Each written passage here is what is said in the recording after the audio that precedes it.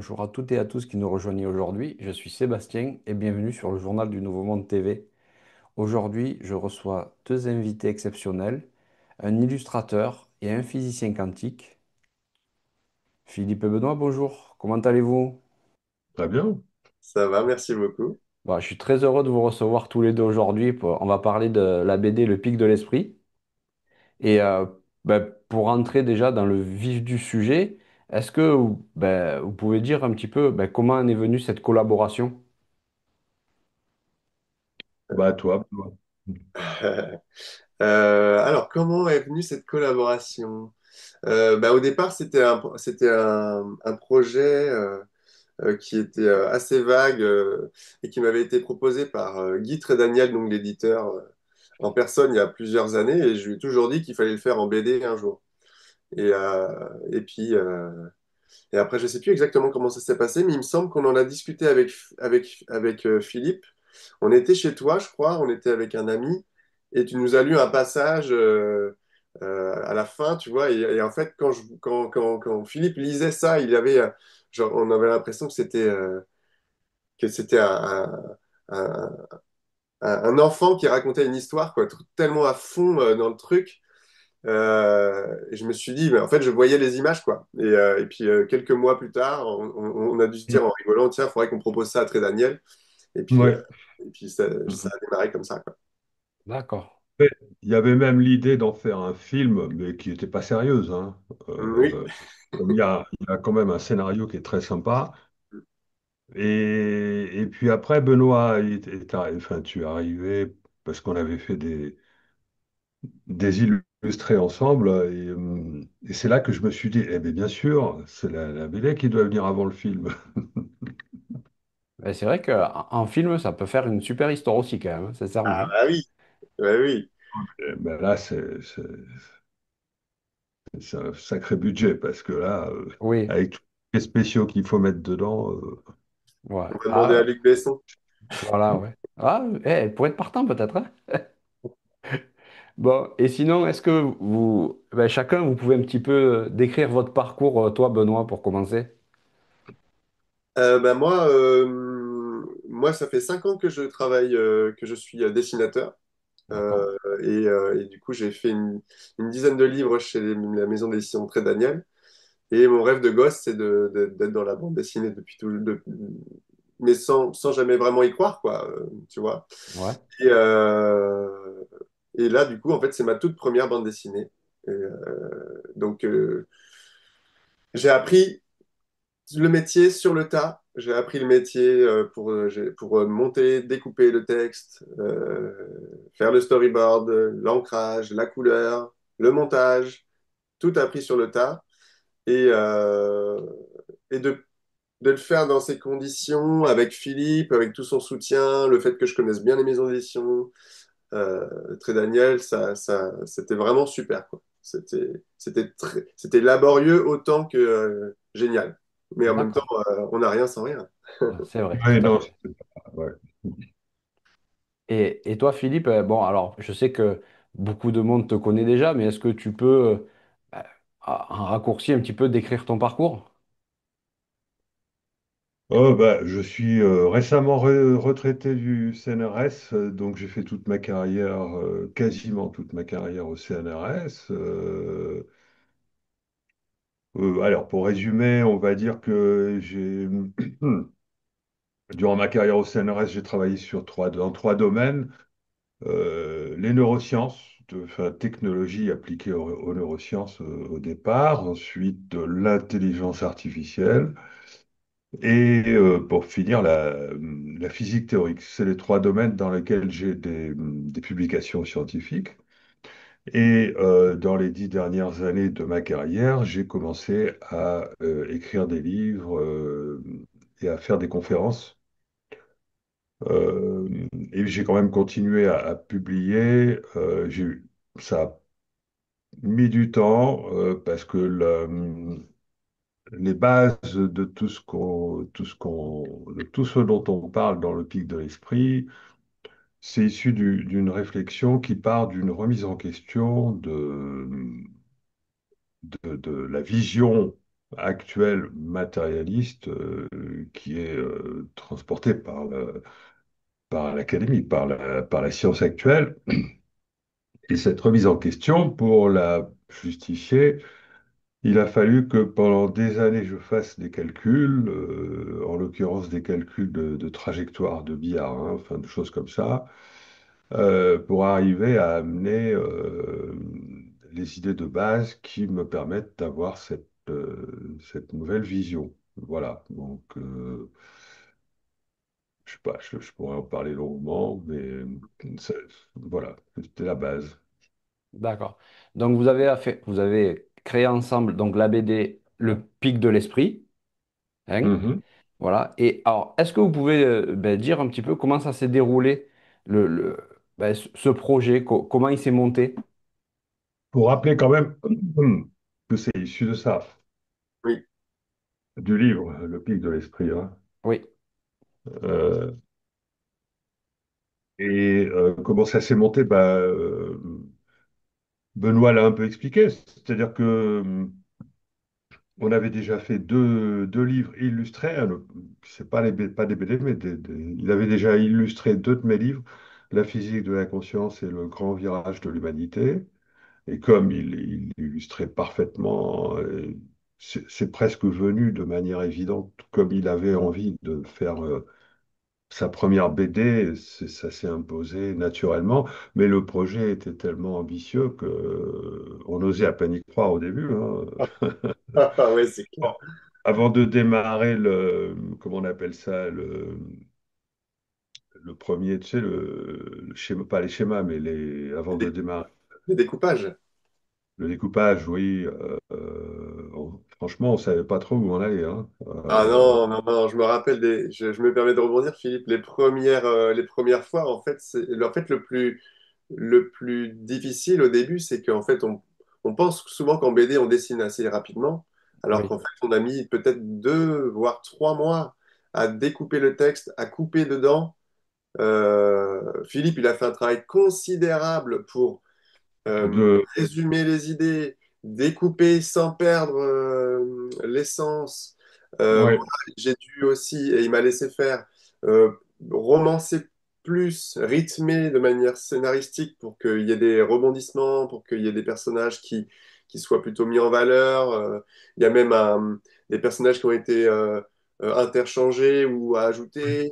d'accord, Mais le travail de découpage, moi je me suis dit plusieurs fois, mais on va jamais y arriver. bah C'est, oui, parce que c'est- ça c'est- paraissait, moi, enfin, on avait fait des calculs avec Sophie, c'est ça, Marie. Marie, pardon. On avait fait des calculs avec Paris, elle me dit, Philippe, donc faut que tu arrives à tant de mots. Je me souviens plus exactement tant de mots. Waouh, c'est un huitième du livre, comment je vais faire? C'est pas possible. C'est pas possible. Si on veut garder les dialogues, on va jamais y arriver.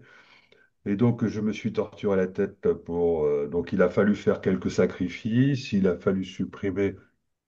Alors, heureusement que dans le pic de l'esprit, les chapitres étaient organisés en une partie scénarisée et une autre partie un peu bio. Comme ça, on a viré toute la bio.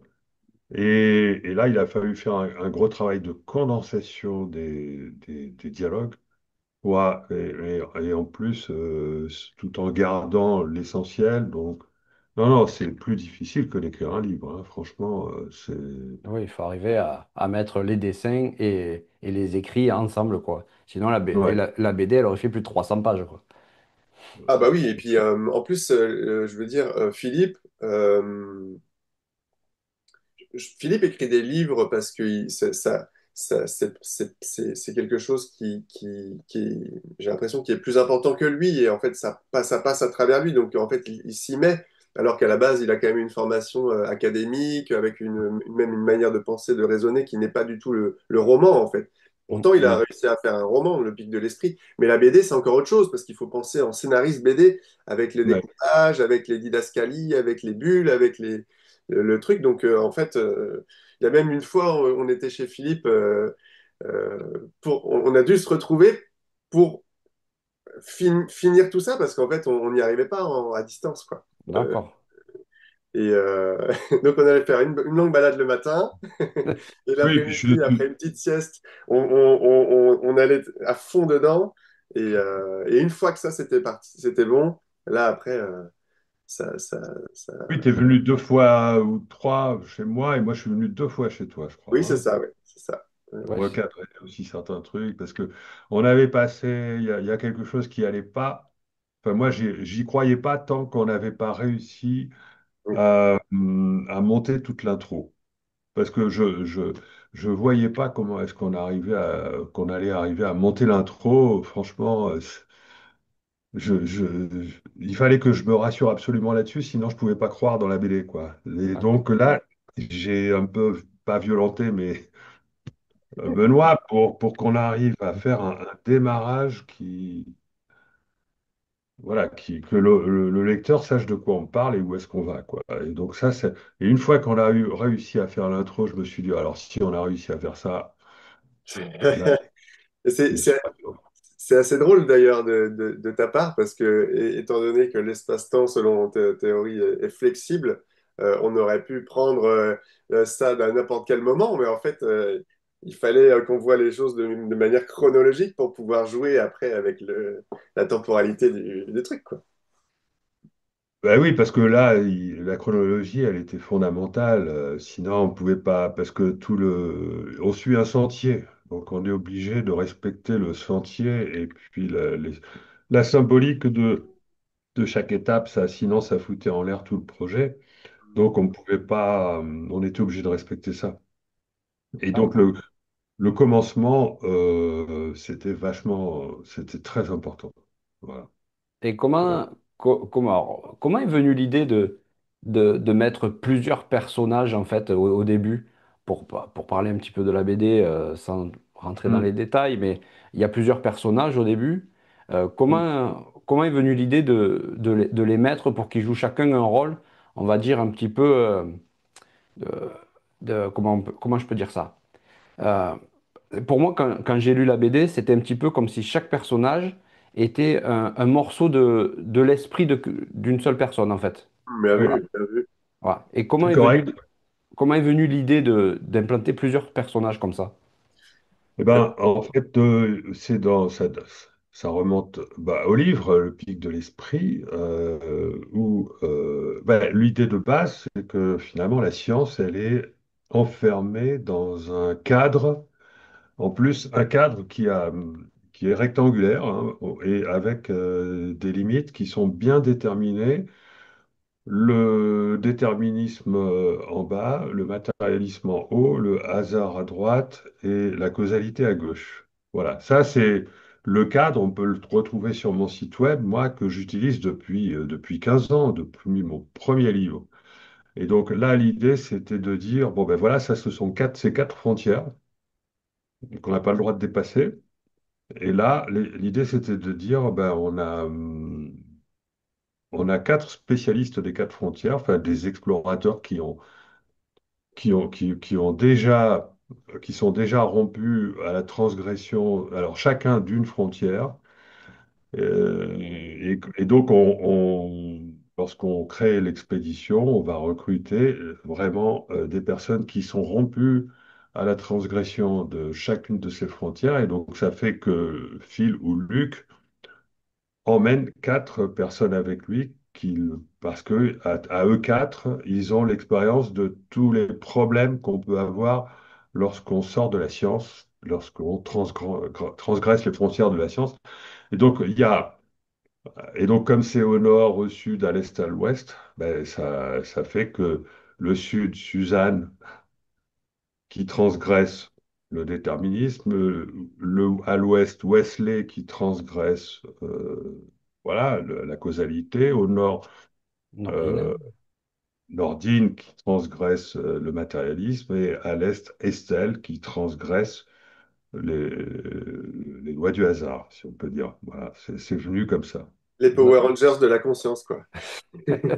Ouais, ouais, ben ouais, tout à fait, ouais, si je suis d'accord. Et, Et et pour, et pour rebondir, excuse-moi Sébastien, pour vas-y. rebondir sur ce que dit Philippe, moi, au début, Phil était le personnage principal. Ouais, Et en fait, on a décidé de le remplacer par un autre Hmm. et que ce soit une mission de sauvetage pour aller chercher Phil qui est parti trop loin dans l'exploration de la conscience, en fait. Donc tout D'accord. de suite, ça fait un enjeu qui est beaucoup plus sympa. Et pour revenir au personnage, en tant que dessinateur, ce qui est génial, c'est de personnifier des concepts. Et donc, j'ai passé pas mal de temps avec Philippe à faire des allers-retours, déjà sur comment Philippe les imagine et comment moi je peux faire en sorte que, par exemple, ma Nordine représente le Nord. Comment je peux faire au niveau de la couleur, de sa stature, de sa manière de parler, de sa manière de se mouvoir, et pour les quatre, quoi. Donc, Ouais. c'était particulièrement sympa à faire, créativement parlant. Bah, justement, c'était en fait ma prochaine question. C'était est-ce que c'était dur pour toi, en tant que dessinateur, de te projeter dans l'univers de Philippe et d'arriver à trouver le bon coup de crayon qui va permettre de mettre en valeur le récit, quoi, finalement. Euh, Oui, t'as stressé quand même, hein. Ah bah oui, ah bah oui, oui, oui, oui. En fait, je crois que on l'a déjà dit dans une autre interview, mais je vais le redire. Euh, euh, Philippe dit souvent que c'est important d'avoir des projets euh, qui ont l'air même peut-être impossibles pour Hmm. pouvoir trouver la ressource pour y arriver quand même. Ok. Et, euh, et en fait, je pense qu'au début de cette aventure, je n'avais pas les compétences. Je D'accord. croyais les avoir, mais je ne les Mais avais moi, pas. Mais moi, j'avais l'habitude pendant ma carrière de me lancer dans des projets qui dépassaient mes compétences et d'accueillir les compétences seulement après que j'ai fini de chaque projet. Donc, j'étais rassuré là-dessus. Je savais qu'on allait y arriver. Bon, Benoît étant jeune, n'ayant pas suffisamment l'expérience de ce genre de défi, je comprenais qu'il stressait. Parce que c'était comme moi au début, quand j'étais jeune. J'avais en moi cette folie qui était d'arriver à développer des choses que normalement je suis pas compétent, mais bon, voilà, c'est venu sur le tas. Finalement, après, on apprend à se faire confiance, c'est-à-dire qu'au départ, on se rend compte que c'est complètement dingue de se lancer dans un truc, Mm, et puis après, on se rend compte que, ben non, au contraire, on avait vachement, c'est-à-dire qu'il faut pas, c'est pas parce qu'on considère que quelque chose est impossible qu'il faut pas il faut se lancer dedans et après. On mouline Parce que après. l'opinion du mental ne compte pas. Ce qui compte, c'est l'opinion du cœur. Enfin, c'est ce qu'on ressent. Voilà. Si on ressent capable ou pas, on s'en fout. Si on ressent qu'on est fait pour faire un truc, on acquiert les compétences. On les trouve. Faut pas, surtout pas se. Sinon, c'est supprimer toute créativité. D'accord. Oui, on dit souvent que enfin, si ça vibre en nous, c'est qu'on est sur la bonne voie, qu'on peut dire. Oui, c'est ça, oui. Voilà. C'est ça. D'accord. Et, euh, et est-ce que ce projet-là, Benoît, est quand même différent de tous tes autres projets? Parce que moi, tu dis que c'est ta première BD, mais est-ce que par rapport à tes expériences d'avant, est-ce que vraiment tu sens que tu as passé un cap, que là, vraiment, tu es rentré dans, on va dire, dans une autre dimension, quoi, en termes de dessin? mm. Je te remercie de poser la question. Merci beaucoup. Euh, euh, bon, je vais encore faire un parallèle avec Philippe, mais je pense que nos histoires, elles se croisent et tu vois, on en est à un point où on fait même des choses ensemble et on va en faire d'autres. Euh, moi, j'ai un projet de BD à moi qui est très, très ambitieux. Encore cette ambition positive. Et en fait, tout ce que je fais, que ce soit au niveau artistique, même personnel et tout, en fait, on a un objectif, quoi. Celui de Philippe, c'était d'essayer de légitimer la conscience et de l'expliquer par rapport à la science. Moi, c'est de raconter cette histoire. Bon, je ne m'étalerai pas dessus, mais et en fait, ça fait vraiment des marches qu'on gravit les unes après les autres. Et en fait, cette marche-là, la bande dessinée avec Philippe, c'était une marche qui était, et je l'ai dit plusieurs fois à Philippe, c'était une marche qui était difficile, mais qui était essentielle et même, j'en suis sorti grandi, vraiment, quoi. Même pas forcément en tant que dessinateur, mais personnellement. Et en fait, si vous voulez, être accompagné par Philippe dans ce processus pour que moi je sois le plus fidèle à ce que lui veut dire, en fait, ça met aussi le lecteur dans le même état d'esprit que moi, en fait. Et que les personnages qui vont euh, affronter leur peur de rater ou leur peur respective pour aller plus loin dans ce territoire de la pensée, quoi, si je peux faire une allégorie. D'accord. Et ça n'a pas été trop. Enfin, bon, vous avez fait plusieurs choses ensemble, mais ça n'a pas été trop dur de rentrer dans le monde de Philippe pour comprendre un peu ce qu'il dit. Euh, non. Non, non, non, mais après, Non, mais ça, c'était mon affaire. C'était mon affaire. exactement, c'est Voilà. D'accord. la partie de Philippe. Moi, je suis l'interprète. Après, l'avantage, c'est qu'on se connaît. Mhm. Donc, quand on se connaît, on peut discuter vraiment en profondeur. On a rien à se prouver. On est là, on- du coup, on peut aller vraiment profondément, mais voilà, chacun sa partie, quoi. Et Mhm. c'est génial. D'accord. Ouais. Oui, on a vraiment eu l'intuition, chacun de notre partie, quoi. Donc, Ouais, on ouais. pouvait faire confiance à l'autre pour sa partie. Tout à fait. Mhm. C'est, Ok. c'est- c'est- et ça rebondit sur une de tes nombreuses théories, Philippe. C'est aussi ben voilà, l'entraide, la coopération, c'est essentiel. Même si l'idée est géniale, si le processus n'est pas bon et l'entente non plus, et que bah, voilà, le résultat sera pas à la hauteur. Mhm. D'accord. Bon, là, on peut voir que c'est la hauteur, puisque apparemment, il est premier des ventes. Donc, félicitations à vous deux. Oui, ouais, premier des ventes sur une grande plateforme qui commence par En A. ligne.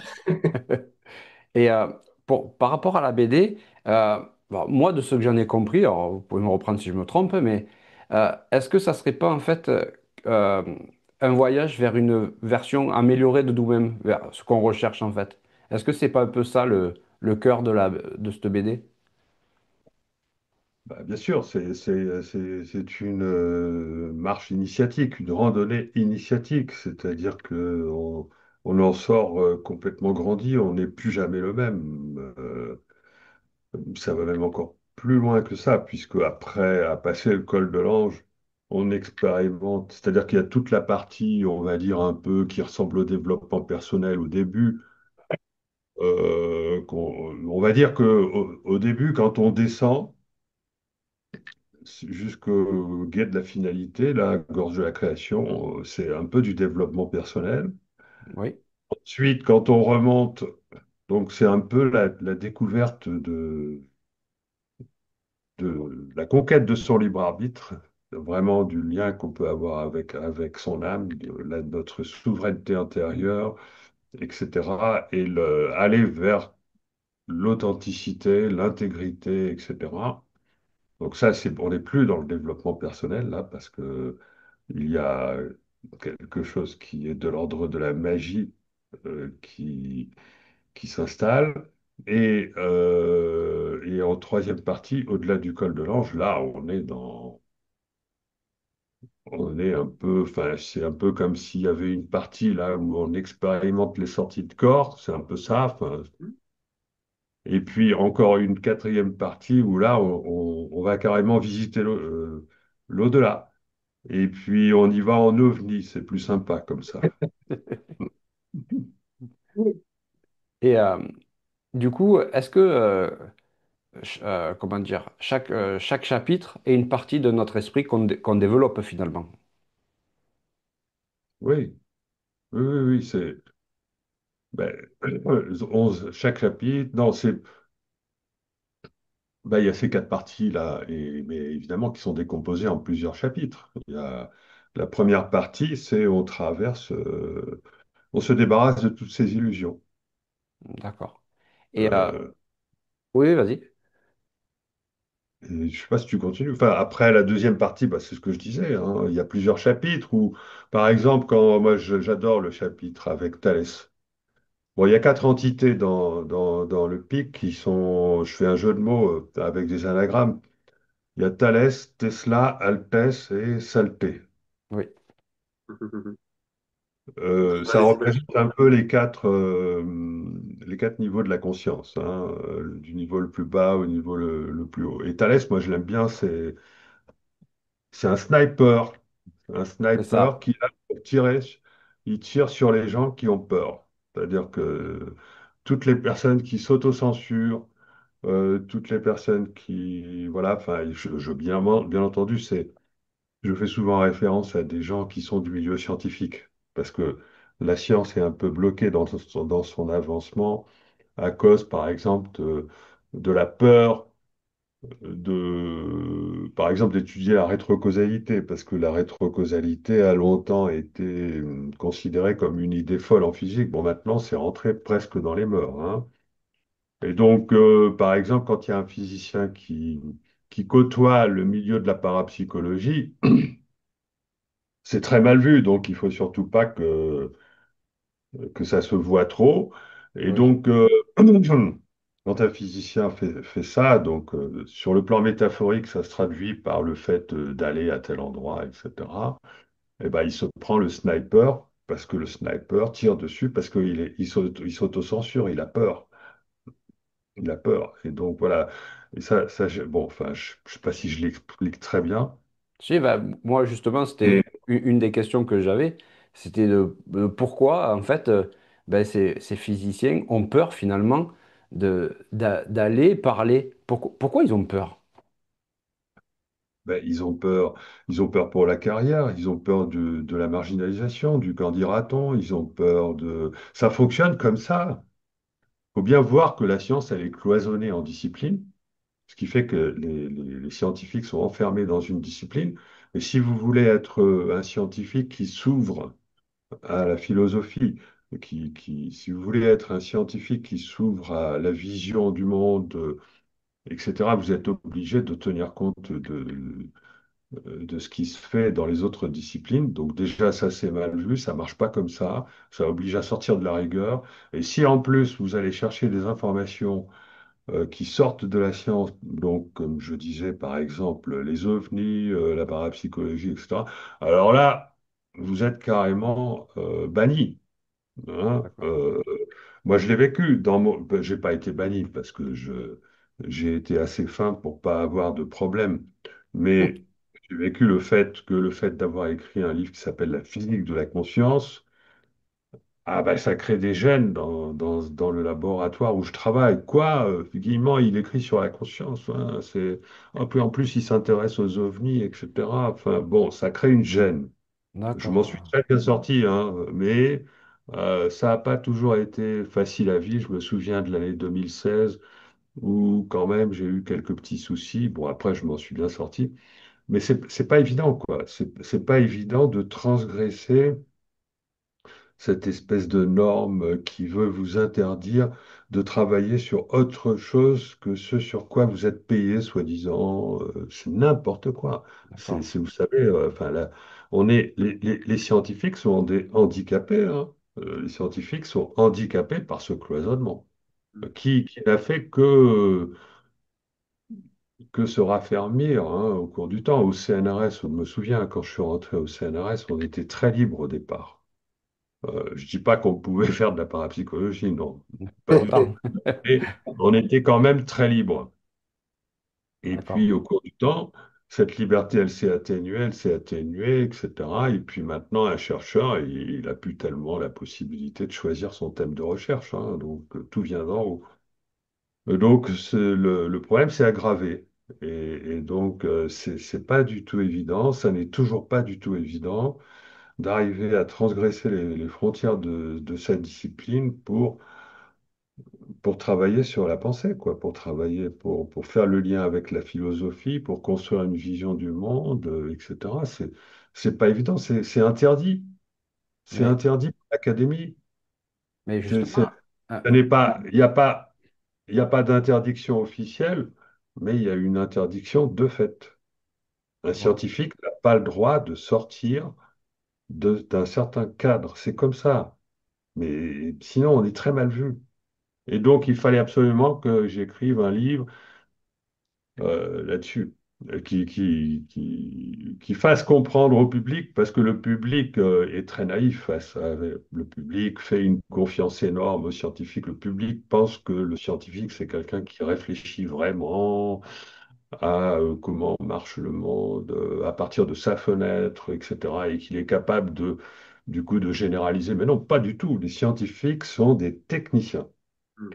Quand on dit directeur de recherche, directeur de laboratoire, ce sont des techniciens. Il faut bien D'accord. comprendre. Et le vrai directeur de recherche, soi-disant, qui serait libre de faire les recherches, ça n'existe plus. Ou alors on appelle ça philosophe. Donc, Mhm. Ok. ah, ça n'est plus. Voilà.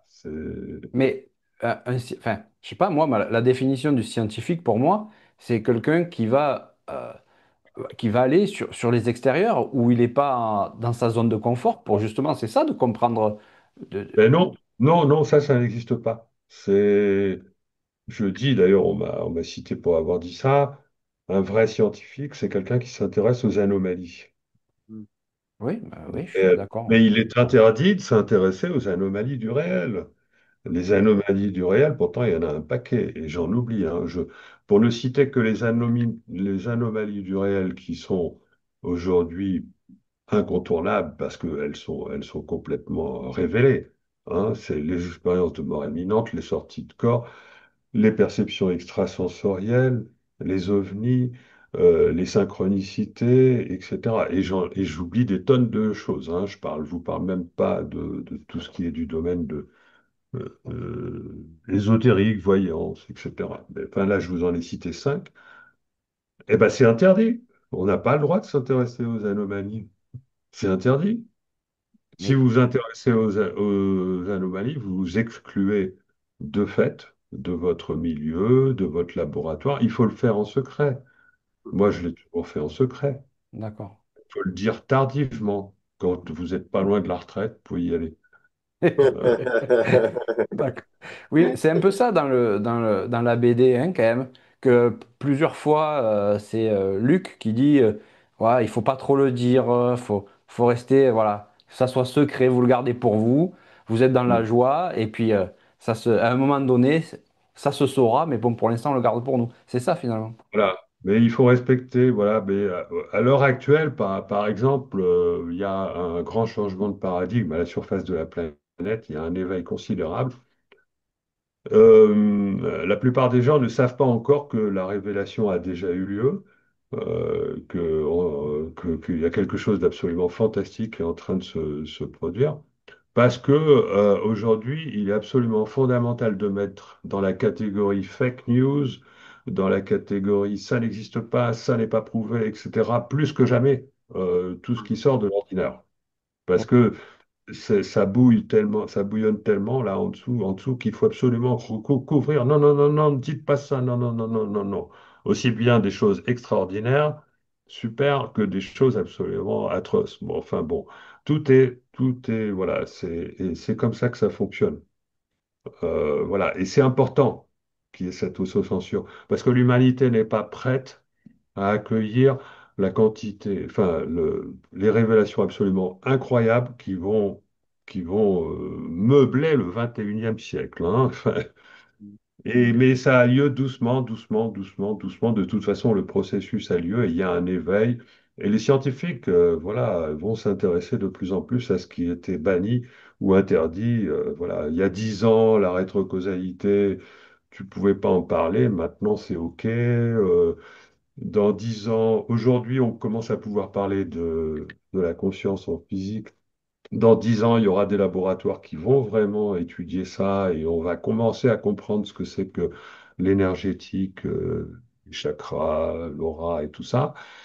Aujourd'hui, les ovnis, ça y est, maintenant c'est officialisé. Oui, Donc, ça, dans 10 ans, on aura compris la technologie. Enfin, on l'aura compris officiellement. Bon, moi, j'ai déjà officiellement. un livre qui explique comment fonctionne cette technologie. Mais voilà, en fait, on sait déjà tout. Enfin, on a déjà compris comment le monde allait se transformer, enfin, parce que effectivement, on peut plus rester confiné sur la planète Terre et que on n'est pas seul dans l'univers, donc il va bien falloir Ça, c'est sûr. qu'il se produise des choses. Bon, ben, il y a ceux qui savent à peu près qu'est-ce qui va se produire, et puis, mais il faut pas le dire. Et puis, il y a la plupart des gens, mais on va petit à petit s'éveiller collectivement à tout ça durant le 21e siècle, même D'accord. dans pas longtemps. D'accord. Bon, ben, j'espère, parce que c'est longué quand même, hein. Et donc, c'est l'esprit du pic de l'esprit, justement, c'est de faire sentir au lecteur qu'on est dans une réalité absolument fantastique, fantastique, qui, qui a besoin d'être couverte, sur lequel il faut quand même mettre une cloche, parce qu'on n'est pas prêt. D'accord. L'humanité n'est pas prête, parce qu'il y a trop de diversité. Plein de gens ne peuvent pas comprendre euh, ces choses-là, et donc voilà, ça va faire remonter des religions, on va ressortir les anges et les démons, etc. Des Américains, d'ailleurs, les Anglo-Saxons, ils ont du mal à comprendre, par exemple, les ovnis. Comme ils ont du mal à comprendre les ovnis, ça leur fait peur. Ils ressortent encore des idées d'anges et de démons, etc. Ils n'arrivent pas à intégrer bien tout ça. Ils n'ont pas les D'accord. bonnes, Ils n'ont pas les bonnes bases. ils n'ont pas les bonnes bases. Juste tout à l'heure, tu parlais de synchronicité. Est-ce que pendant la Il y a- création de la BD, vous en avez eu? Est-ce que vous des avez eu synch- des signes qui montraient que vous étiez, je sais pas moi, sur le bon chemin, enfin, que c'était ça qu'il fallait faire, hein, des choses comme ça?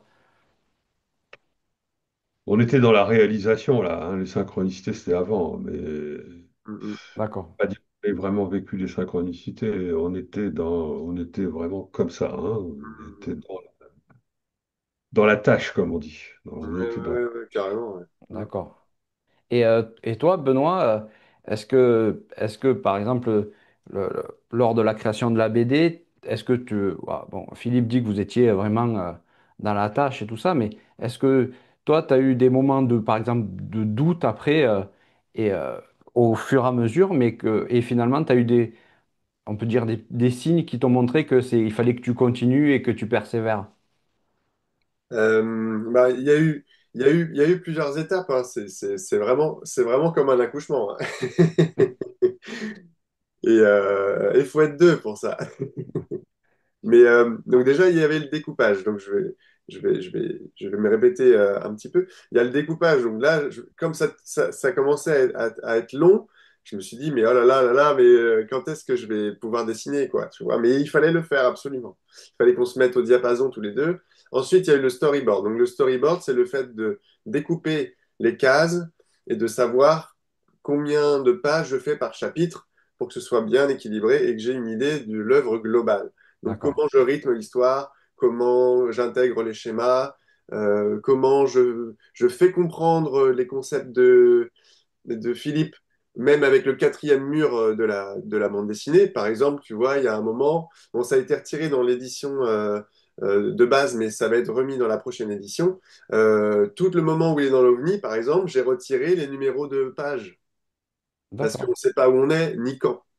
Euh, Au niveau du style de dessin, j'ai beaucoup réfléchi. En fait, c'est un style qu'on appelle de la rétro-science-fiction. En fait, du coup, c'est le style, c'est les vieilles techniques de peinture, de colorisation des vieilles BD de science-fiction, mais dans un style plus moderne. Donc, on est dans le truc de vraiment jouer avec le futur, le présent, le passé. Donc, d'accord. tous ces petits leviers-là m'ont aidé à me maintenir dans un état créatif très intéressant. Et puis après, mais là où j'ai vraiment paniqué, c'était au moment de la colorisation, Ah ouais? de la couleur, parce qu'en fait, on a pris beaucoup de temps enfin, pour faire le noir et blanc. On a fait beaucoup d'allers-retours avec Philippe. Et en fait, comme je t'ai dit avant qu'on démarre, au début, la BD devait faire à peu près 80 pages, elle en fait 160. Donc en fait, moi, mon boulot a doublé, mais le temps est resté le même. Ouais, Et donc, 160 pages en, donc si je calcule, dans à peu près 4 mois, 5 mois. Donc c'est énorme. Donc Oui. tu fais un calcul par jour. Il y a quelques week-ends où j'ai travaillé plus que d'autres.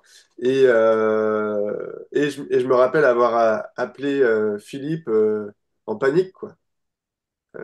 Paniqué complètement. Parce que en fait, j'y arrivais pas. Parce que je raisonnais en illustrateur et non pas en coloriste BD. D'accord. Et c'est là où en fait j'ai pris une grosse claque dans la gueule, si tu me permets l'expression. Ouais, vas-y. Euh, Trop difficile, mais avec le soutien, on y arrive.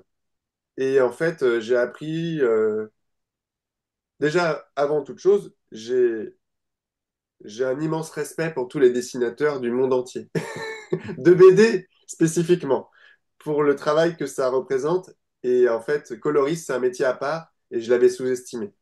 Donc moi, ça m'a pris une petite semaine pour vraiment savoir comment rythmer les couleurs, parce qu'en fait, il faut un rythme dans les doubles pages, dans les chapitres. Enfin, il y a vraiment tout un truc que j'ai dû apprendre pareil sur le tas. Donc moi, D'accord. j'ai eu des ascenseurs émotionnels. Donc j'ai été Hmm. beaucoup, beaucoup, beaucoup soutenu par Philippe, à plein de niveaux d'ailleurs, et par mon éditrice Marie, qu'on peut remercier aussi au passage.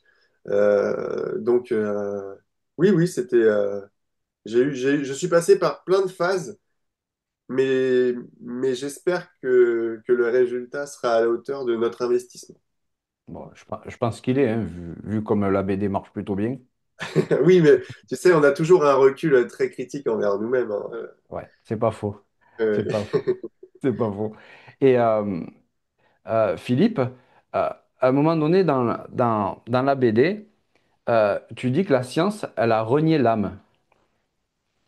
Est-ce que tu peux dire, enfin, nous dire un petit peu Elle a pourquoi? pas, elle a exclu, elle a pas renié. Oui, elle a exclu. Euh, Parce que le mécanicisme, enfin, les fondations de la science, donc ces quatre frontières, le déterminisme, la causalité et le matérialisme,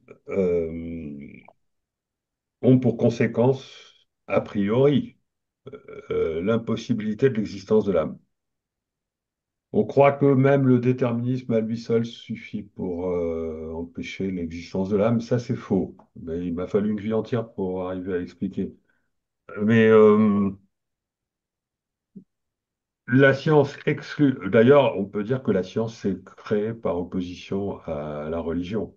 La science s'est construite par rapport, en supprimant tout ce qui est d'ordre téléologique, c'est-à-dire toute idée d'influence du futur, toute idée que Dieu pourrait intervenir dans l'enchaînement des événements. Et donc ça, ce sont les principes de la science, la causalité et le déterminisme qui font que tout est créé automatiquement à partir du présent. C'est-à-dire que le futur est la continuation logique du passé et on ne peut rien changer et tout se passe comme si tout existait, le futur existait déjà sans qu'on puisse le changer. Ça, c'est la science. C'est D'accord. la science. C'est la science encore académique aujourd'hui.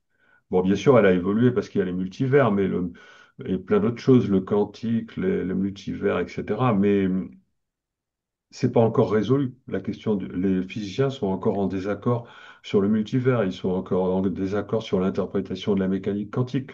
C'est pas résolu. Donc moi, je propose une solution très cohérente, j'insiste là-dessus, euh, qui réhabilite l'existence de l'âme D'accord. et qui introduit l'élément essentiel pour ça qui est la notion de densité. Mais bon, on va pas en parler là, parce que ça va trop, parce qu'il faut vraiment le mûrir, cet aspect-là, la notion de densité. On parle par exemple d'interdimensionnel pour interpréter les ovnis et tout ça, c'est pas une bonne approche. La bonne approche de la compréhension de tout ce qui est du domaine de l'invisible, c'est la notion de densité. Voilà. D'accord. Ok. Nous vivons dans une certaine densité et il existe d'autres densités je veux dire, dans la même réalité, hein, sur la Terre, etc., avec des êtres qui vivent dans ces autres densités. Et, ils sont invisibles pour nous, on est invisible pour eux. Voilà, mais faut arriver à comprendre ça. D'accord. Ben, on peut faire Et un j'essaie. parallèle, excuse-moi Philippe, on peut faire un parallèle avec le format de la BD. Et Oui. on a longtemps discuté avec ça, avec Philippe, à savoir comment on peut amener ça. En fait, on peut Mm. faire une simple comparaison avec le lecteur qui lit une bande dessinée. Ça peut être très bien l'âme qui voit ses vies défiler, admettons. Et en fait, comment elles interagissent les unes avec les autres. Et donc, à Mm. un moment donné, bon, bah, il y a un moment donné où un des personnages se rend compte ou émet l'hypothèse qu'ils sont dans une BD. Ce serait marrant, tiens, si on était dans une Oui, BD. oui. Regarde en l'air. Et donc, je trouve que le format s'y prête et ça rebondit plutôt bien, bah, justement, sur ce que tu dis par rapport à la densité, parce qu'en fait, eux, ils sont sur une feuille de papier, mais ils n'ont pas l'impression d'être sur une feuille de papier. Eux, ils vivent leur existence. Oui, ils vivent intensément tout ce qui leur arrive. Et on pourrait même aller plus loin en suggérant le fait que ce qui leur arrive, c'est le fait qu'ils soient lus par quelqu'un et Mm. observés par le lecteur de cette BD. D'accord. C'est un peu ce qui nous arrive à nous. Enfin, moi, je parle pour moi, mais c'est un peu ce qui nous arrive à nous tous les jours finalement. C'est-à-dire qu'on est observé et on est un peu comme dans une BD, non? Bah, oui, surtout que en fait, si tu tires vraiment loin, loin la bobine du fil des théories de Philippe, euh, si ces personnages-là peuvent se rendre compte qu'ils sont dans une BD, on peut aussi s'en rendre compte nous-mêmes, on Mhm. peut avoir une action sur notre propre réalité. Tu Mm. me dis si je me trompe, Philippe, ou si je prononce pas les bons mots, mais c'est... Oui, oui, bah, BD, on est dans une BD, c'est-à-dire qu'on est dans une matrice qui Oui, est c'est comme ça. une. Elle peut même être conçue comme une BD, il n'y a pas de souci. Simplement, on est dans une matrice, ok, mais on est capable de prendre conscience du fait qu'on est dans une matrice et de ce fait, on est capable de modifier la matrice ou de sortir de la matrice. Mhm. Euh, je dirais plutôt de la modifier tant qu'on est vivant, hein, mais, parce qu'on en sortira tous un jour ou l'autre. Mais et la notion de densité, elle est là justement pour faire petit à petit prendre conscience de la possibilité de l'existence d'autres matrices, d'autres densités, etc. Et le fait qu'on puisse en sortir en sortant du temps. C'est-à-dire que c'est en fait, oui, il y a encore quelque chose de plus fondamental que la notion de densité, c'est la notion de hors du temps. En fait, hors du temps, c'est-à-dire qu'il y a un autre temps qui est le vrai temps dans lequel euh, il faut comprendre la vraie réalité hors du temps. La vraie réalité, elle fonctionne hors du temps. Nous, on est prisonnier d'une matrice, c'est-à-dire qu'on est prisonnier du temps. Et Mhm. c'est en diminuant la densité que petit à petit, on arrive à sortir du temps. Bon, voilà, j'ai conscience de ne pas être très clair, Non, mais Bah euh, non, parce que franchement, ça va. Dans le déroulé de la conversation, c'est si. justement, bon, euh, il faut est-ce, arriver à amener scientifiquement les choses qui sont pas comprises. Donc, je parlais des expériences de mort imminente, je parlais des ovnis, des synchronicités, etc. C'est quand même des phénomènes. Ça a l'air d'être de la magie, mais c'est pas de la magie, c'est de la science non encore comprise. Et, Hmm. je, et dans ce livre, dans cette BD, on donne les éléments à travers les notions de densité, de hors du temps, etc., pour arriver à comprendre tout ça. d'accord. Justement, en parlant de temps, euh, des fois, ça nous arrive que ben, une heure passe, on a l'impression que ça passe en 5 minutes. Hmm. Est-ce que ça, déjà, c'est pas une modification finalement du temps hors du temps? Je sais pas si je m'explique bien, mais est-ce que... Oui, ben oui, oui, oui. Non, mais on peut vivre ça, on peut vivre l'inverse, tout est possible. Ça montre justement bien il y a plusieurs temps. Euh, bon, tant que ça ne concerne que la conscience, ça va pas très loin, hein, mais justement, on peut technologiquement dilater le temps, et là, ça ne concerne pas que la conscience, ça peut concerner aussi nos corps physiques. Ça peut concerner des véhicules, etc. Donc ça, c'est tous les phénomènes. incompris, hein. Quand on sort de son corps, par exemple en vivant une expérience de mort imminente, on peut très bien avoir l'impression de vivre très longtemps en dehors de son corps et revenir, quand on revient dans son corps, il s'est déroulé que quelques minutes. Oui, Et il peut aussi y avoir l'inverse, c'est-à-dire qu'on peut très bien être sorti très rapidement, avoir vécu juste quelques secondes dans une autre réalité, et puis être revenu et il s'est écoulé énormément de temps. Bon, ça c'est parce que en dehors du temps, en dehors de notre matrice, il y a différents niveaux de réalité. Et selon le niveau de réalité dans lequel on se retrouve, les distorsions du temps ne sont pas les mêmes. Les temps sont indépendants en quelque sorte, hein. d'accord. On peut vivre, je sais pas, 10 ans à l'extérieur et puis revenir 5 minutes après, ou inversement. Ok, d'accord. Et est-ce que tu as déjà eu euh, des expérienceurs, des EMistes, comme ils disent? Est-ce que tu as pu discuter avec eux déjà de un petit peu enfin, l'expérience qu'ils ont vécue et toi, comment tu le vois plus scientifiquement? Est-ce que ça se rejoint? Oui, oui, j'ai déjà discuté avec des expérienceurs, je leur ai posé des questions, euh, et pour faire avancer mes idées, c'est-à-dire que, parce que moi, ça m'a longtemps questionné cette histoire. Comment il est possible de concevoir que après avoir été en dehors de son corps pendant apparemment des mois, des années, voire comment il est possible de concevoir qu'on revient dans son corps un quart d'heure après, par exemple, Oui. comment il s'appelle, enfin bon. Et là, moi, ça m'a longtemps posé problème parce que je me suis dit, oui, mais quand il revient dans son corps, à ce moment-là, les autres, ils sont déjà dans le futur, quoi. Et donc, je me suis dit, mais comment peut-on concevoir ça? Donc, ça veut dire qu'il doit rattraper le train. Bon, enfin, je dis un peu n'importe quoi, mais bon, ça pose ce genre de problème. Et puis après, j'ai fini par comprendre, en comprenant qu'en fait, la conscience, elle est pas temporalisée. La conscience, elle est toujours hors temps. Donc, ça ne pose pas de problème. D'accord. Le fait que, alors bien sûr, la conscience collective, elle vit un moment du temps particulier. Mais c'est parce que c'est la conscience collective. Mais la conscience, comment dire, c'est parce qu'on est tous en train de fabriquer la même histoire. Mais on n'a pas besoin d'être conscient, enfin, je veux dire. Mais la conscience, elle est fondamentalement hors temps, en fait. Elle est fondamentalement hors temps. C'est le fait que nous soyons en train de créer collectivement la même réalité qui crée le temps et qui donne l'impression que ce temps, ce curseur du temps, il est objectif, alors qu'il est complètement subjectif. La physique ne reconnaît pas cette tête de lecture. C'est-à-dire, il n'y a rien en physique qui permet de savoir où est le présent dans l'univers bloc. Il y a rien. Et psychologiquement, non plus. En fait, la conscience, elle est fondamentalement hors temps. Elle est déjà hors temps. Et ce n'est que parce que nous sommes dans une création collective qu'on a cette illusion du temps. Voilà. D'accord.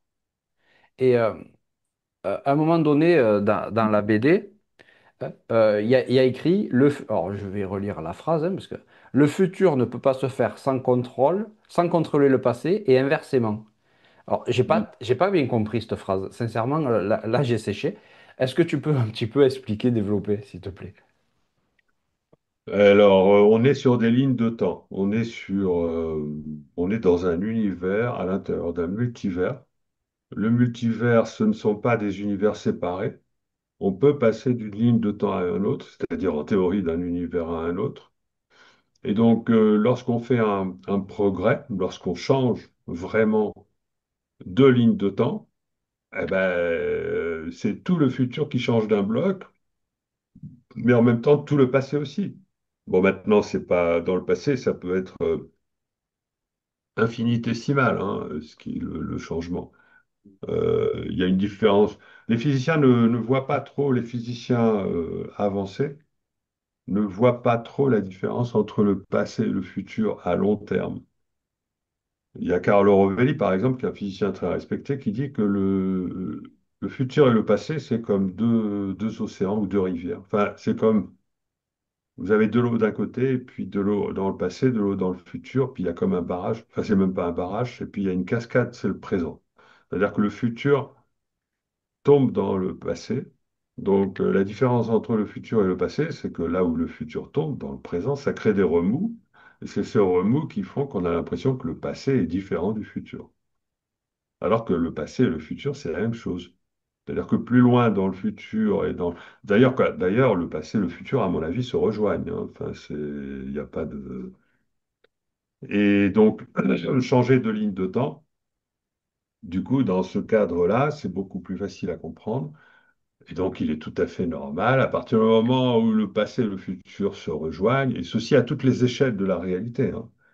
Il n'y a pas à être choqué de considérer que si le futur change, le passé doit changer lui aussi, quoi. C'est pas...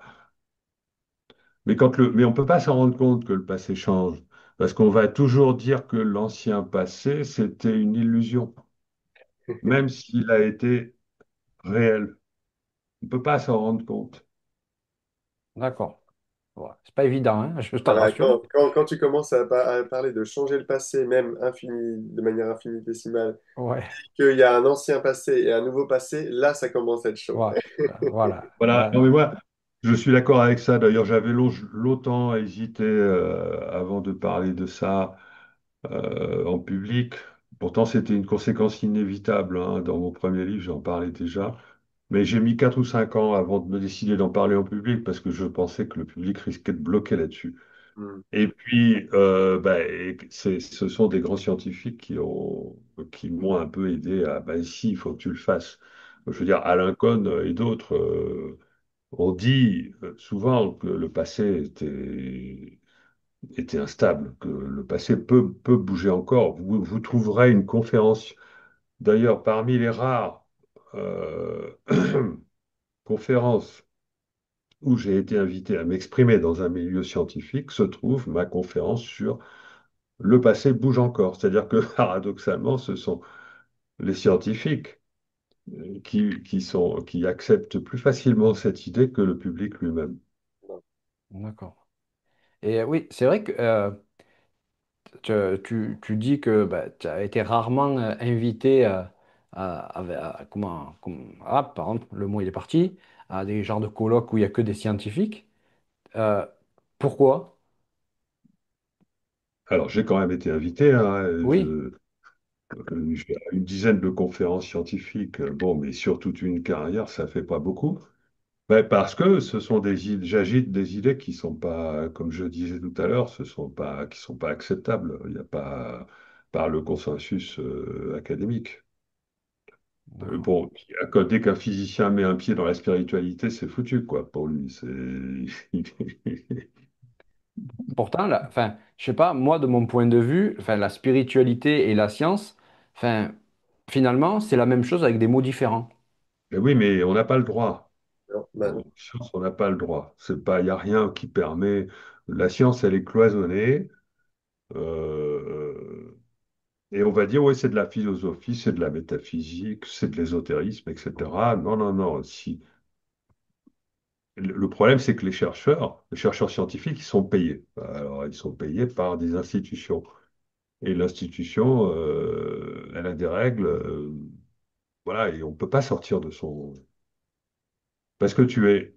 Mais c'est le système de la science, il est mal foutu. Enfin, on part, par exemple, bon, le CNRS, ça va, on a encore une certaine liberté, bien que ça a beaucoup changé, hein. Enfin, j'ai peur que le CNRS se soit foutu maintenant.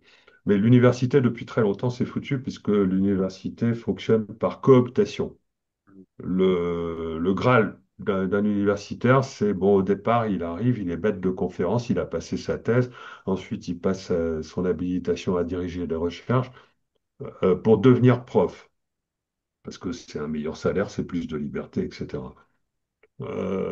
Eh ben oui, mais les profs, pour devenir prof, ben, il faut faire du lèche-botte, il faut être bien dans, attention, faut être bien dans les clous, ou D'accord, être, ou alors faut être le dauphin de quelqu'un à qui on va rendre service, etc. Et donc tout ça oblige à laisser tomber toute idée de dériver vers la spiritualité ou vers des idées non conformes. C'est la cooptation, le système de cooptation universitaire fait que on forme des professeurs d'université qui restent dans les clous et d'accord. qui parfois, même de génération en génération, lorsque c'est un peu le système du dauphin, finissent par devenir de plus en plus médiocres, hein. Bon, ça existe aussi. Le public se fait une mauvaise idée des scientifiques en pensant qu'ils sont libres mais non, ils ne sont pas libres. Ils ne sont académiquement pas libres parce que la science est cloisonnée et ils ne sont universitairement, on va dire, à l'université, ils ne sont pas libres parce que c'est un système de cooptation. D'accord. Et il faut rester dans les clous. Ou alors, il faut avoir une super personnalité capable de super références, mais ça, c'est très, très rare. Bon, de toute Et façon, même, regardez des prix Nobel, hein. Les prix Nobel, ils ont des problèmes, hein.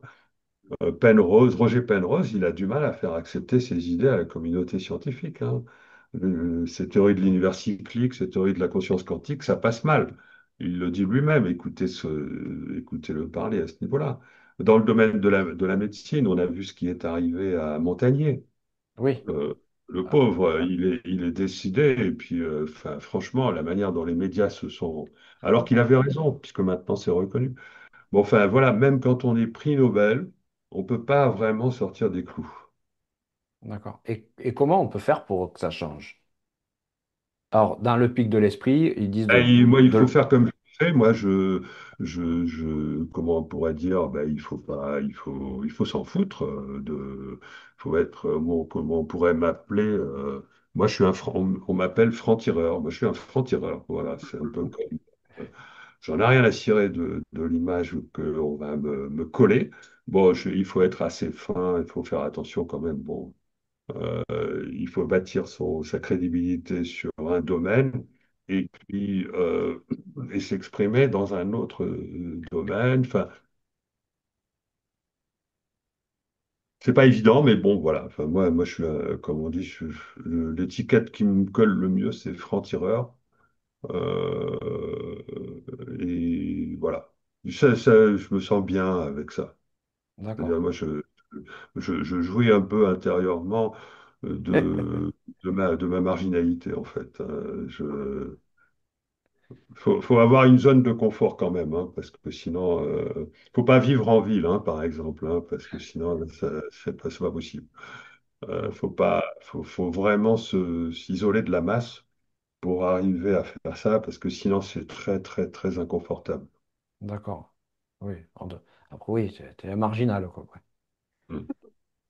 Et toi, Benoît, ben justement, de travailler avec Philippe, qui est, entre guillemets, on va dire, marginal, est-ce que toi, tu as eu des retours, enfin, on va dire, de négatifs? Non, pas du tout. Moi, j'ai des retours. Mais moi, j'ai la position la plus facile. Moi, je suis l'interprète, donc je suis quand même, je suis derrière le rideau et puis je passe ma tête, quoi. Tu vois, mais en attendant, c'est vrai que j'avoue que j'ai quand même profité de ça pour pouvoir aller plus loin dans ces sujets. Tu vois, donc j'ai travaillé avec Jean-Jacques Charbonnier, qui est très critiqué parce qu'il Oui, est spécialiste des expériences de mort imminente. J'ai eu l'immense plaisir et joie de travailler avec Louis Fouché aussi pendant le Covid pour pouvoir faire en sorte que sa manière sa façon de voir les choses soit beaucoup plus facile à comprendre et puis plus agréable à venir, quoi, tu vois. ouais, Après, bah, il y a eu Philippe aussi.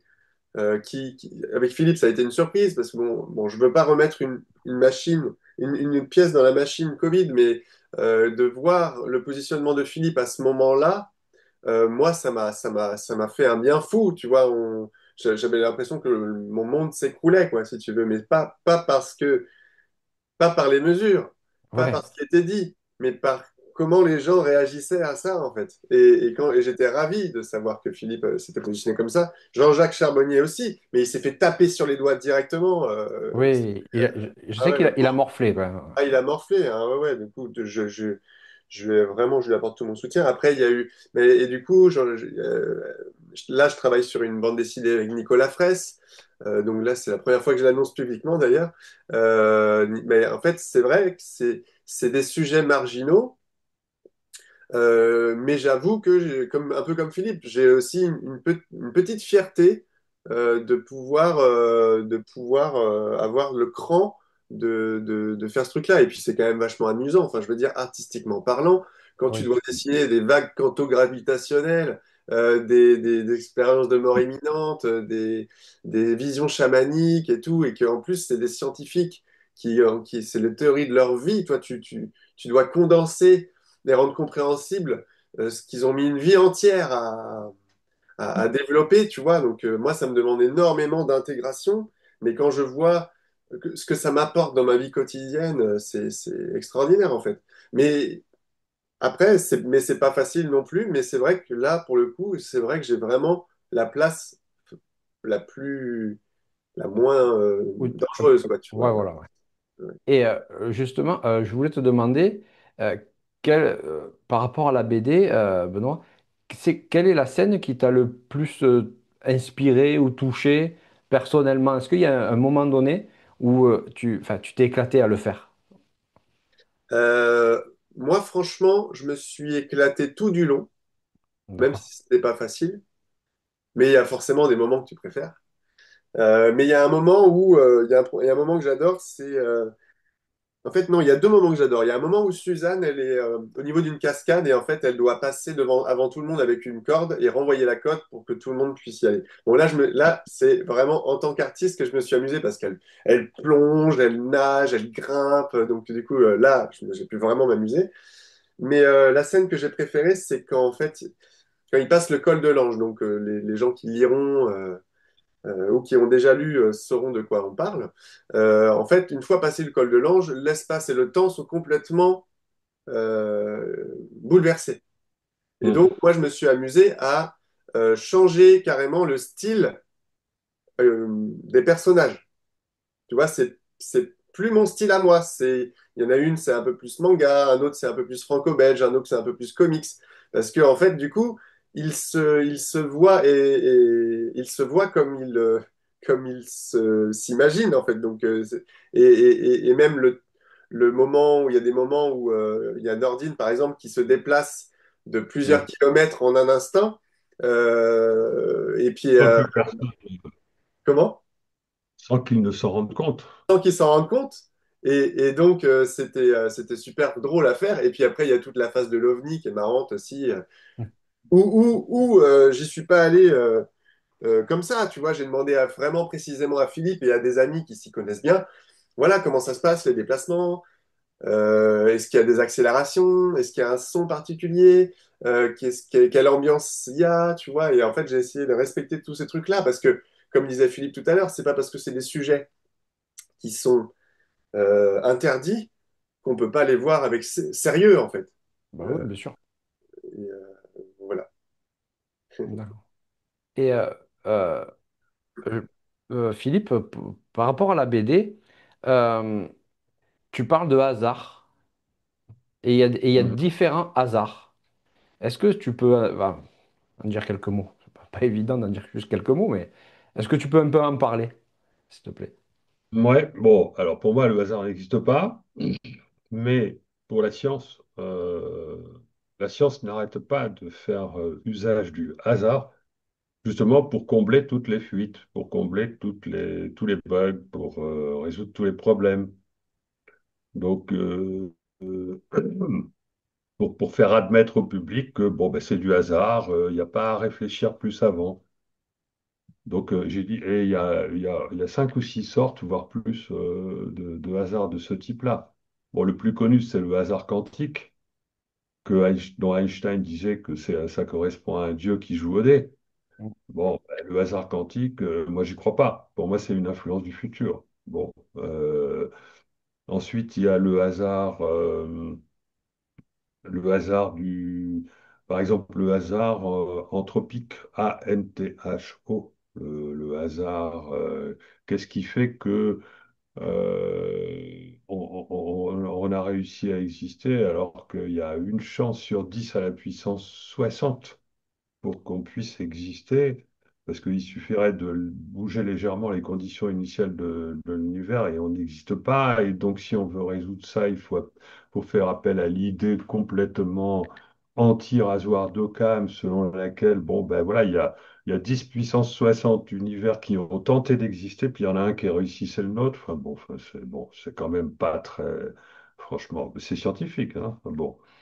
Voilà, donc c'est le fameux principe anthropique.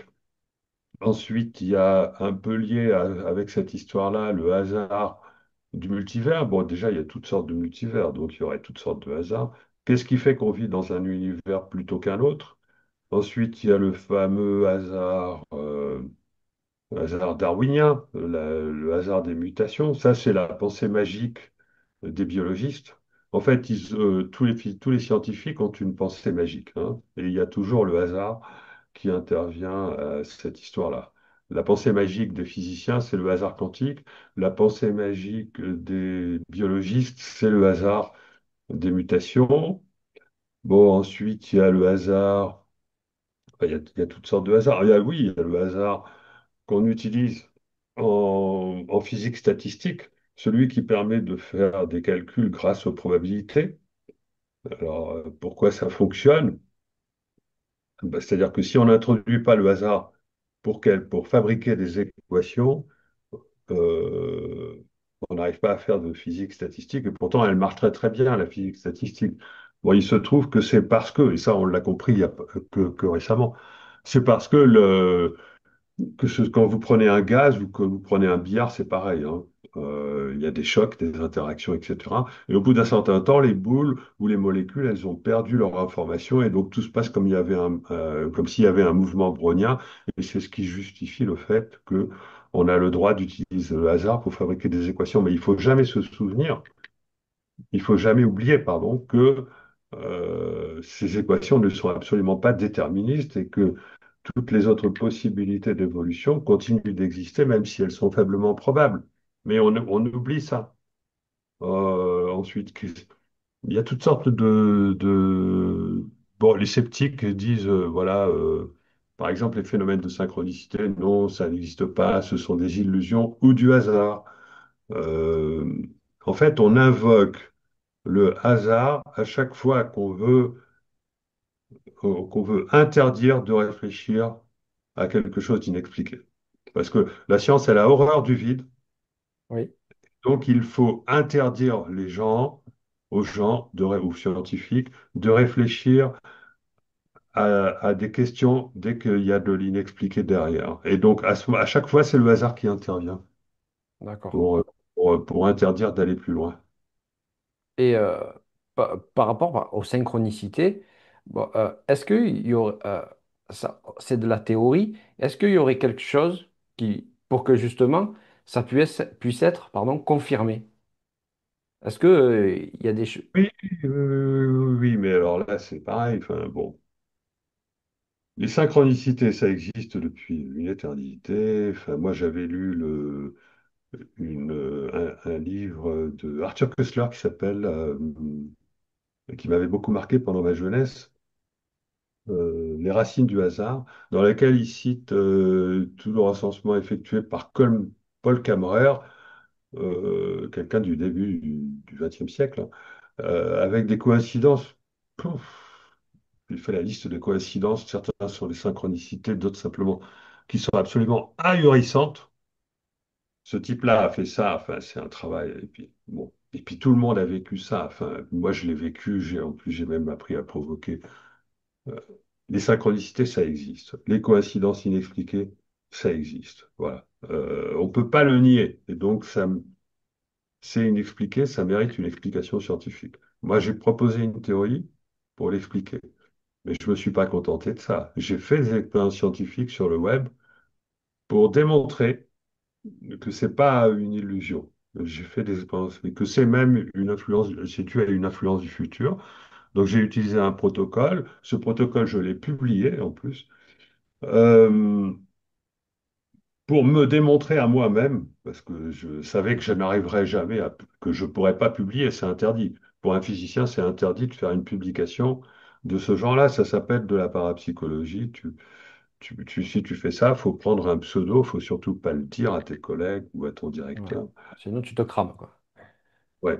Et donc, je l'ai fait, ça. J'ai pas publié, ça sert à rien. Mais je l'ai publié sur mon site web. J'ai fait cette expérience avec des centaines de personnes qui me suivent sur le web.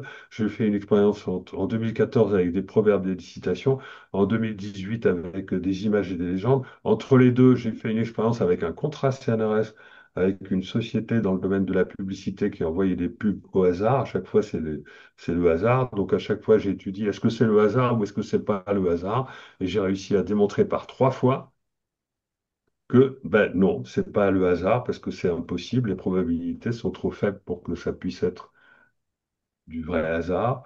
Et donc moi je me suis démontré à moi-même. Et donc si les scientifiques étaient honnêtes, mais les scientifiques ne sont pas honnêtes parce qu'ils ont peur, ils peuvent pas être honnêtes, ils ont peur de perdre leur crédibilité. Mais si les scientifiques étaient honnêtes, ils abonderaient dans la création de laboratoires mainstream académiques qui étudient ce genre de phénomène. Voilà. D'accord. Mais c'est interdit. Ah, moi, je te De dirais, fait. ça m'énerve, en fait. Comment? Ça m'énerve que ça soit interdit, en fait, sincèrement. Non, mais C'est c'est interdit vrai. de fait. C'est interdit de fait. Donc là, et moi, ça m'amuse que ce soit interdit, parce que moi, je trouve que c'est interdit. Je vois que c'est interdit, et moi, je trouve que c'est complètement délirant que ça soit interdit, parce Ah oui, il faut avoir faire. Bon, ben ouais, mais l'esprit des scientifiques est fermé. Mais moi, je m'amuse comme un petit fou, parce que je sais que j'ai raison, au fond. Je sais que j'ai raison, je sais que je suis dans... D'ailleurs, le public me le rend bien. Je sais que j'ai oui. raison de le faire.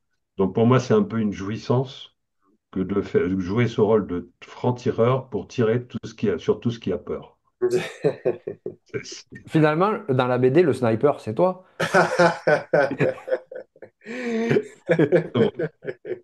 Finalement. Bah, l'interdit, c'est stimulant, hein. Ah, bah oui. On voudra, hein, Ouais, l'interdit, c'est stimulant, mais en plus, en sachant que ben, c'est la vérité, ben, quand même, enfin, bref. Ouais. Mais, Et un intérêt, c'est comme une sorte de, c'est lié à une sorte de, comment dire, c'est lié à la conscience collective, quoi. C'est une sorte de pudeur. Ouais. Ben, c'est lié au passage de l'humanité de l'enfance à l'état adulte. hmm. Ou alors on est encore des bébés et on est en train de rentrer dans l'adolescence. On est en train de découvrir comment se créent les bébés, mais on n'a pas le droit de le dire, les parents n'ont pas le droit de dire Hmm. aux enfants comment se créent les bébés. Enfin, voilà, ouais, il y a une histoire de pudeur. Donc c'est lié à ça. Hmm. C'est lié d'accord. à un accouchement, à un processus Hmm. de maturation de l'humanité et de la conscience collective quand elle n'est pas encore prête à Hmm. entendre des vérités qui vont pourtant être acceptées dans le futur. Oulala, attention, faut pas, non, non, non, non, faut pas faire de vagues, surtout pas de vagues, non, non, non, non, non. Et puis en privé, alors par exemple avec des collègues, je déjeune avec des collègues, en privé quand on est deux, alors là on peut parler de tout, il n'y a pas de souci. Hmm. D'accord, Mais ouais. s'il y a un troisième larron, ça marche plus. Ouais, d'accord. Ouais. Ouais, c'est dommage quand même, je trouve. Bon, et c'est dans tous les mondes C'est comme pareil, hein. ça. Que ce soit dans le Ouais. monde politique ou quoi, c'est toujours pareil. De Hmm. toute façon, hein. Bon, bref, on va pas rentrer là-dedans, parce que sinon on s'arrêtera plus. Euh, Ça fait plus d'une heure déjà. Je voudrais vraiment vous remercier à tous les deux. Euh, Benoît, je vais montrer ton site. Comme Ah ça, oui, ben, merci. hop, Merci pour tes questions, elles étaient vraiment pertinentes et puis ben, on s'en a passé un bon moment. merci, c'est super sympa. Hmm. Euh, donc, ton site où on peut retrouver tout ce que tu as fait. Voilà, ouais, c'est ça, ouais. Voilà. Tu en as fait quand même pas mal déjà, hein, sincèrement. Ouais, une dizaine pour l'instant, ouais. Est-ce que est-ce que tu postes des fois sur Facebook, choses comme ça? Ben, en fait, j'ai un petit problème avec ça parce qu'en fait, pour l'instant, depuis 5 ans, je suis toujours l'illustrateur de quelqu'un. Et j'ai D'accord, du mal à... J'ai pas envie de surfer sur la notoriété de mes collaborateurs, si je peux employer ce terme. Du coup, je serai beaucoup plus présent quand ce sera des projets personnels. Donc là, personnel, j'ai une d'accord. espèce de pudeur, mais qui c'est pas le même genre de pudeur dont parlait Philippe juste C'est avant. Philippe. D'accord. C'est de la discrétion, voilà. Et toi, Philippe, est-ce il y a un site où on peut te contacter ou alors où on peut te retrouver, où tu partages des choses? Ben oui, déjà, je suis sur les réseaux. Je vais taper mon nom, on va me trouver, hein. Facebook, X et Telegram. D'accord. Hop, Et allez, c'est puis, j'ai parti. deux sites web. Le site officiel, c'est guimand.net. Mhm. .net. D'accord. .net. J'ai aussi Hop. doublecause.net. Bon, ben là, non, franchement, celui qui veut me trouver, Oui, il n'y aura pas de problème. Ok, ben, d'accord. Hop. Bon, en tout cas, je voudrais vraiment vous remercier. Et ben, pour finir, je vais vous laisser le mot de la fin à chacun. Vas-y, Un petit Philippe. mot. euh, le mot de la fin, moi, à travers cette BD, j'ai voulu faire passer une vision du monde qui, en fait, est réjouissante. Et j'ai voulu interpréter finalement tous les malheurs du monde, tout ce qui se passe sur la planète. J'ai voulu donner l'interprétation que je donne déjà dans le grand virage de l'humanité. J'ai voulu donner une interprétation positive à la catastrophe ambiante, enfin, à l'effondrement actuel qui concerne surtout l'Occident, euh, et montrer que non, non, on va pas vers un cataclysme, une apocalypse, une fin des temps. On va vers une révélation fantastique, mais qui va demander à franchir un abîme. C'est pour ça qu'il y a un abîme dans le pic. Et que franchir un abîme, à moins d'aller trop vite de l'autre côté, enfin, à moins de disposer de moyens technologiques pour aller de l'autre côté, il faut commencer par descendre avant de remonter. Et il ne faut pas se tromper de chemin, parce qu'il y a trois chemins. Et c'est la voie du milieu qui est la bonne. Il y a le chemin qui consiste à avoir une évolution émotionnelle trop importante par rapport à l'évolution du mental. Donc ça, c'est les guerres, etc. C'est la dualité. C'est continuer de penser que l'autre est responsable de ses malheurs, alors on est tous les créateurs. Et l'autre, l'inverse, c'est le mental excessif par rapport à l'émotionnel. Ça nous conduit vers le transhumanisme et vers un système de contrôle qui va finir par nous broyer. Et la voie du milieu, c'est la voie vers le pont sur l'abîme. C'est la voie qui travaille, qui permet une évolution équilibrée entre le développement émotionnel et le développement mental. Et dans ce cas, c'est la caractéristique de l'humain. Et l'humain qui, en franchissant le pont sur l'abîme, va découvrir l'existence de l'âme et tout ce qui s'ensuit. Et c'est absolument fantastique. Et donc, et et il se trouve que c'est bel et bien le chemin qui est suivi aujourd'hui même par l'humanité. Donc, c'est un discours très optimiste qu'on retrouve donc dans le Pic de l'Esprit. Merci, Philippe. Et toi, Benoît, un petit mot? Euh, Ben écoute, moi de manière générale, enfin, comme beaucoup, hein, je ne suis pas satisfait de ce qui se passe dans le monde entier et du comportement de l'être humain en tant qu'espèce. Et vraiment, je veux vraiment, moi, mon objectif de toute manière à travers les dessins, c'est de faire du bien. Et du coup, si je peux m'associer avec d'autres personnes qui ont, parce que moi, je, je sais pas exprimer mes idées comme le fait Philippe, par exemple, tu vois, mais par contre, je le fais via le dessin. Donc, si on peut collaborer pour le faire et que ça peut aider des gens à voir les choses sous un autre angle, bah, en fait, ça peut. moi-même, je serais satisfait parce que c'est d'abord quand même, c'est quand même nous d'abord parce qu'il faut quand même qu'on tienne bon et qu'on en arrive même au stade où on n'a même plus besoin de tenir bon, c'est qu'on est tellement en joie qu'on a besoin de la partager. Donc ça, c'est vraiment mon, voilà, partager la joie. Voilà, c'est un beau mot de fin. Voilà, c'est ça. Ben, je te remercie beaucoup, Benoît.